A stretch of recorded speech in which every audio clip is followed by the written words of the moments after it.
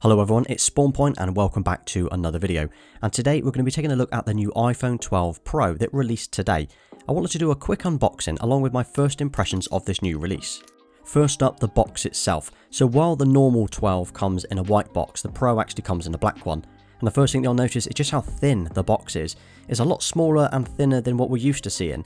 So here I'm comparing it to my 11 Pro Max. Now obviously the phone is a different size, but you can actually see the thickness difference here as well. But there is a reason for this, and if you didn't know already, the new iPhones, they don't come with any charging bricks at all, or any earphones. You still get a USB cable so you can charge it, but just not the brick. Inside the box we've got the phone, we've got the SIM card needle, and we've got a USB to Lightning cable, and that's practically it.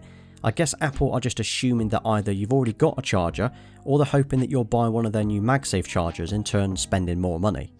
So I actually picked up this Pro for my wife and she's chose it in the Pacific Blue colour, which is really nice. It's got a nice frosted matte finish to it, similar to the iPhone Pros from last year, so it should do a good job of hiding those fingerprints on the back. It's also available in white, gold and graphite. Do you have a favourite colour this year? Out of the 4 choices available, which one would you go for? Luckily this one is not quite as blue as I was expecting. It's quite flat and it's almost like a grey blue rather than being bright. Also, depending on the light and where you're using this phone, the colour does change very slightly. So here I'm using it in my kitchen, I'm using natural light, and you can really see the blue popping out and it looks really nice. So the 12 Pro is actually now bigger than last year's 11 Pro. It's now the same size as the 11 or the new iPhone 12. The style definitely has an old iPhone look to it, and it definitely feels like an old phone. It's got these sharper edges around the outside rather than being rounded, which is something that we've been used to over the previous years. We've also got this stainless steel band that goes around the edge, which definitely feels very different in the hand, although surprisingly comfortable considering what we've been used to. One thing to note though is the sides are a fingerprint magnet. Because it's steel rather than a matte finish, it'll constantly need wiping. So you can see here, even in the 5 or 10 minutes or so that I've been holding this, it's accumulated so many fingerprints I'm forever wiping it. So the front of the phone now has a ceramic shield, which is supposedly 4 times less likely to break over last year's iPhone. Hopefully I won't need to find this out, although every year it's always their toughest phone. One thing to note though is this only applies to the front, so it only applies to the front screen, not the back. So we're still going to be needing a case to protect the phone from scratches or damage should you drop it. And then down the bottom we've got the Lightning port, as we would expect to see.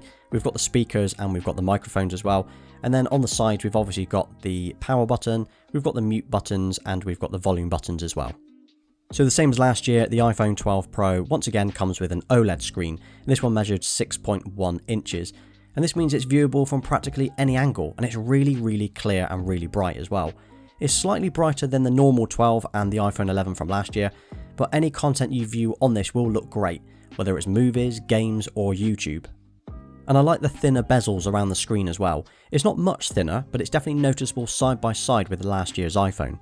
A side note though, the normal 12 this year, that actually comes with the same OLED screen as the Pro models, whereas last year's iPhone 11, well that was just LCD. So that's a huge upgrade if you're only looking at going for the non-Pro models, where really only the camera is the biggest difference. Well, once again the Pro models comes with 3 cameras as opposed to 2. So you've got the ultra wide, you've got the wide, and you've got the telephoto lens, and they all look great. But one of the biggest difference this year for all 3 lenses is they all have night mode, whereas last year only the wide lens had this. This means that we can now shoot in low light with any of the 3 lenses, although the ultra wide still isn't anywhere near as good quality at taking photos compared to the other 2. So the 3 lenses are all 12 megapixels now. The ultra wide has now an f2.4, the wide is an f1.6, while the telephoto is an f2.0. A slight improvement which should make taking photos a little bit better in low light now that the lenses are faster. It also comes with the new LiDAR sensor. Now this is on the back of the phone near the camera, and this should make a difference now for low light mode, and it should also make a difference and make it more beneficial for AR in the future. Another new feature is the ability to now record videos in Dolby Vision HDR. Now, I've not had a chance to play around with this yet, but I will be giving it a go over the next few weeks. Now, as I film all of my videos on this channel using an iPhone 11 Pro Max, I'm always keen to see how I can improve the quality of my footage every single year. The battery is going to be roughly the same as the previous iPhone, but be aware that using 5G will definitely use more battery than using 4G or lower. Apple have said that the phone will automatically switch between the different bands, in turn saving you battery, so it will be interesting to see how this works. So an awesome feature this year is the addition of MagSafe, and these are the magnets built into the back of the phone. So I didn't pick up any MagSafe accessories unfortunately, but essentially it allows you to connect this phone using any MagSafe compatible accessory, and the phone will just clip into place. This includes the wireless charger, cases and wallets. I think we'll probably see more accessories over time, and it'd be interesting to see what comes out, but for now that's all we've got. So another new feature that I touched on briefly is 5G. Now this is a new addition over the previous iPhones. So if you're using a data plan or you're in a country that supports 5G, this will be a huge benefit to you to be able to stream and to share your content online. So the starting price for the iPhone 12 Pro is $999, and that's with the 128GB memory, but it also goes up to $1,299 if you go for the 512GB memory. This is more than the iPhone 12, but when you factor in the differences of the camera and the double memory alone, it's only about $150 more for the Pro over the normal 12. Overall, I think the iPhone 12 Pro is a nice upgrade. You've got a slightly bigger OLED screen, 5G, night mode on all lenses, HDR video and the LiDAR sensor. But I do have a few dislikes as well. The fact that we're still using a lightning port as opposed to a USB-C, although that will probably never change. It's still only 60Hz as opposed to the much requested 120Hz. And we've still got the notch at the top. I assume that we might have lost it completely, or at least had a smaller one this year.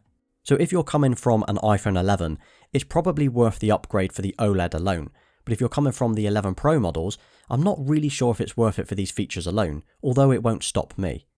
But what do you think? Who's getting or has already got the new iPhone 12s? Do you have a favourite colour? As always, thank you for watching until the end, and if you haven't already, please subscribe to the channel and drop a like on this video as it really does help me out.